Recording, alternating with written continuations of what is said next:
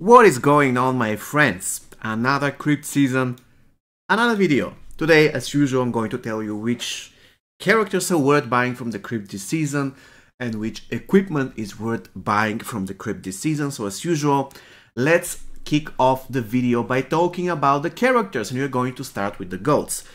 Generally speaking, the goats are not really worth buying. There are certain exceptions, but none of the 3 goats that are currently available is an exception. Injustice Scorpion you should avoid buying because he's not really great at all. Vampirist Melina you should avoid buying because she's literally good. It's just one team. Probably I'm going to make a video about this team very soon. In that team she's very good, but everywhere else she is decent at best. Smoke, Triborg Smoke, again, not really worth buying from the crypt, especially for 7,000 hearts. It's very expensive. Now let's talk about the diamonds. Black Dragon Cabal. In my opinion, if you have high fusion Black Dragon characters and you don't have Black Dragon Cabal, then it is worth going for this character because he has very useful passive. Not because on tagging he basically stuns and curses, whatever, but because Black Dragon teammate combo enders and special attacks count as a sneak attacks, cannot be dodged. So in a way he can be super useful for other Black Dragon characters if you have them high fusion and if you want to use them to kill, for instance, annoying assassin Jades, not Tremor but Jasons, you know, Nightmare Jasons, stuff like this, people that can evade. So definitely Black Dragon Cabal should be considered if you have already high fusion Black Dragon teammates. If you don't, then I wouldn't really recommend going for Black Dragon Cabal. Circle Shadow Sub-Zero, in my opinion, you should consider him. Buying him only if you don't have him and you have high fusion Circle of Shadow characters. If you already have him, then it's not really worth going for additional copy unless it is like fusion, he's fusion 9, you want to max him out, stuff like this.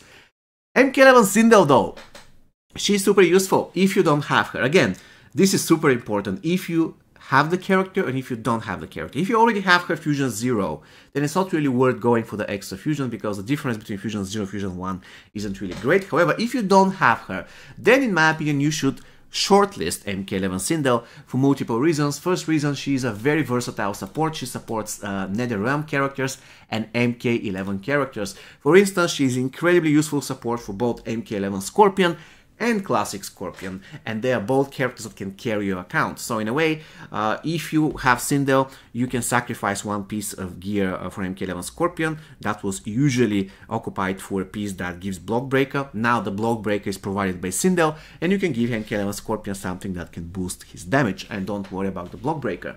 The same you can do with Classic Scorpion, even though he generally doesn't need Block Breaker, but you get what I'm saying. Again, if you already have Sindel, fusion 0, fusion 1, then I would only consider getting her. However, if you don't have her, I would shortlist her.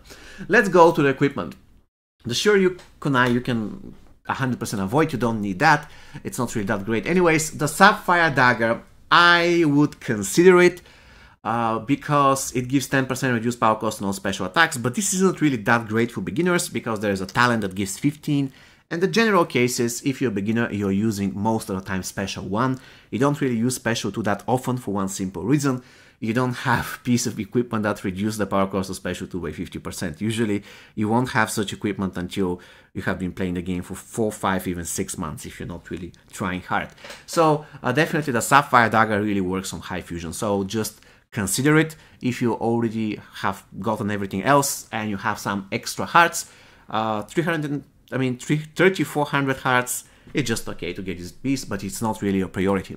However, what is the piece that you should go ahead and buy right now? And I mean right now, only if you don't have it. Again, if you don't have it, go ahead. The first thing that you must buy from the crypt is the Tamer's Hessian Boots.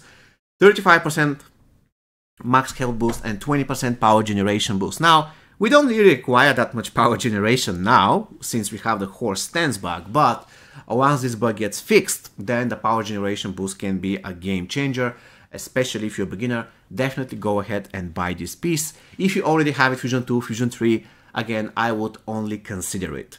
And if you don't have Sindel, I would definitely go for Sindel compared to this piece becoming Fusion 2 or something Fusion 3. It wouldn't make such a difference. However, unlocking Sindel will make a difference. I hope you found this video useful, guys. If you did, let me know down below in the comment section. Give me a like, consider to the channel. Subscribe to the channel. Sorry, I totally messed that up. And see you next time. Take care.